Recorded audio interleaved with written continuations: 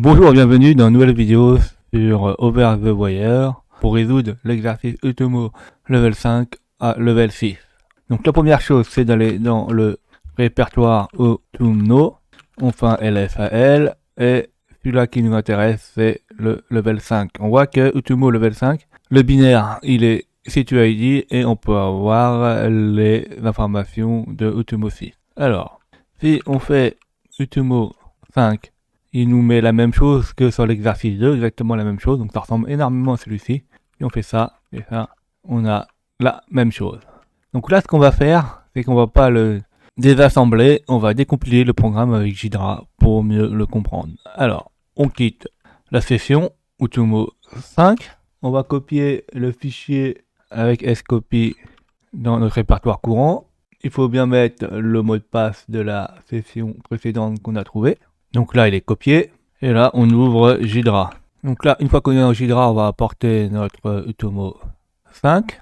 Donc on fait File, on fait Import File, on sélectionne le 5. Là, toutes les options sont bonnes, on fait OK. Donc là, c'est en train de l'analyser. Donc il dit qu'on a quelques petits problèmes, mais bon, ça peut aller. On double-clique sur Utomo 5. Il nous demande que Utomo 5 n'a pas été analysé, voulez-vous l'analyser maintenant? Donc nous, on répond yes, on répond oui. Là, on laisse toutes les options cochées par défaut. On fait analyse. Alors, vous aurez sûrement de petites fenêtres comme ça. Moi, je les ai séparées pour que ce soit plus simple. Alors là, on a un petit message, mais c'est pas très grave dans notre cas. On va dans décompile. Et là, si vous n'êtes pas dans la fonction main, vous allez dans fonction là. Vous scrollez vers le bas. Et là, on voit une fonction main. Et vous cliquez dessus. Et on arrive ici. Alors, ici, on a quelques petites choses. Alors là, faut pas faire gaffe. On n'a pas les arguments V et environnement V parce qu'on a des problèmes de liaison avec la libc, etc.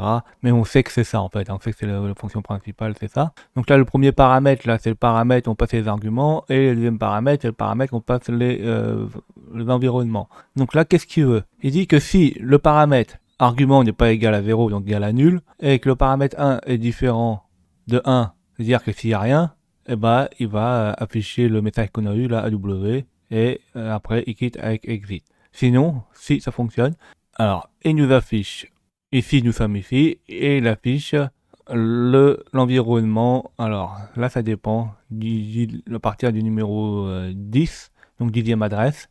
Et il faut faire attention, c'est que la 10e adresse, le première variable d'environnement, c'est le nom. Donc ça, il faut bien prendre en compte dans les calculs. Alors une fois qu'il fait ça, il saute dans notre fonction qui s'appelle ii. Et on ne sait pas trop ce qu'il y a dedans. Donc là, on voit qu'au-dessus, là, on a une fonction ii. Donc on clique dessus.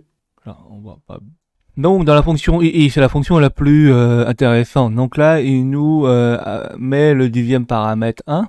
Donc le 10e paramètre de la variable environnement. On a une variable qui s'appelle svar, qui a l'air d'une taille. On a un tableau local 10 qui fait 12.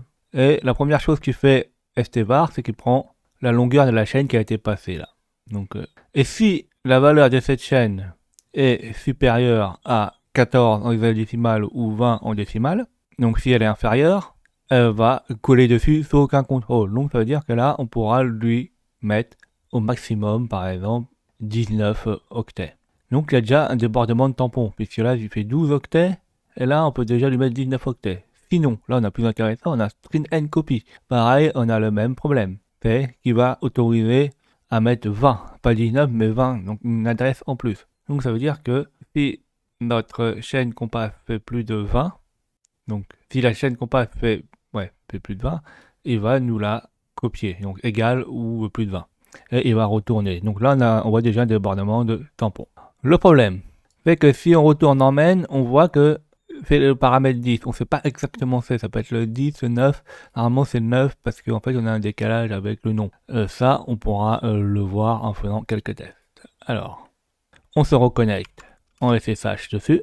Donc, on met le mot de passe. Alors là, le problème qu'on a sur Utomo, c'est qu'on ne peut pas créer notre propre fichier exec.cve qui permet d'exécuter dedans parce que le répertoire n'est pas disponible en écriture. Donc, il faudra créer un dossier dans TMP. Donc, vous créez un dossier dans TMP, par exemple, qui n'existe pas. Donc, moi, je mets ZZ, mais vous sera peut-être un autre répertoire. Hein. Donc, on va dedans. Et la première chose qu'on va faire, c'est qu'on va créer un fichier test en C. Et on va essayer de positionner. On va essayer de positionner où se trouve le débordement. Donc là, on n'a mis que des caractères avec 20. On connaît la valeur en ASCII, combien fait. Et si ça crache, normalement, ça va cracher à une adresse. Parce que là, on a mis 20 caractères et que le tableau, il déborde à partir du 13e. Donc on peut mettre que 12 caractères. On enregistre. On compile en faisant GCC en 32 bits test de C. On met en output en sortie qui s'appelle test. On le teste une fois pour voir qu'est-ce qu'il fait. Donc déjà, là, il dit qu'il a passé la variable II. Donc on sait que là, c'est à cet endroit-là, à cette position II, qu'on a une segmentation de faute coordonnées pair. Pour le vérifier, s'il n'est vraiment pas sûr, on peut faire un GDB PEDA. On peut faire test. Et si je fais run, on voit que ça a planté à 49. Et si je fais man ASCII, donc 49 en hexadécimal, c'est bien I majuscule. Maintenant, on sait où il y a la position. Qu'est-ce qu'on va faire? On va mettre le shellcode derrière, là, en H, et après, on va trouver la position. Donc, faisons ça. Faisons notre programme qui s'appelle test A. Alors, on va copier. Alors, pourquoi j'ai mis le shellcode en arrière? Et pourquoi je fais II comme ça? Eh ben, c'est simple. Le shellcode, il fait plus de 20 caractères, donc je peux pas le passer là-dedans. J'aurais pas assez de noteplead et je pourrais pas l'exécuter. Donc là, le but du jeu, c'est de le mettre en arrière. Après, on va l'exécuter une fois, ça va planter. Et une fois que ça sera planté, là, je pourrais examiner la pile et essayer de voir c'est quoi l'adresse qui peut taper dans les noteplead. C'est ce qu'on va faire tout de suite. Donc il faut déjà le compiler et on va voir si on peut faire ceci. Donc on l'enregistre et on quitte. On compile pareil avec la même méthode en 32 bits sur test C en output. Donc là, on met bien test 1 et test 1 en sortie. Là, il faut GDB PEDA pour qu'on puisse regarder la pile. Donc on fait test 1, on exécute et normalement, ça devrait planter. Donc là, ça plante bien à 49, 49, 49. Et nous, ce qui nous intéresse, c'est voir les noteplead. Pour voir les noteplead, on va regarder la pile. On fait la même méthode qu'on fait d'habitude. On va regarder par exemple à 200 mots plus loin dans ESP. On va essayer de repérer où est le noteplead. Alors là, on reconnaît déjà les 41, 42. Donc les noteplead ne doivent pas être très loin. Ils sont en bas, ils sont là. Et là, il y a une adresse qui est intéressante là, qui tape pile poil où il y en a plein, un peu après, un peu avant. Donc ça, c'est l'adresse idéale. Donc il faut bien le mémoriser, c'est FFFFDF80. Donc on fait exit. Donc là, il reste plus qu'à modifier le fichier 1 avec la bonne adresse. Donc on peut faire un copie du fichier 1. On peut l'appeler en 2. On peut le rééditer. Et là, l'adresse, là, on va la mettre par exemple à l'octet à partir de l'octet 16. Donc on efface 4i.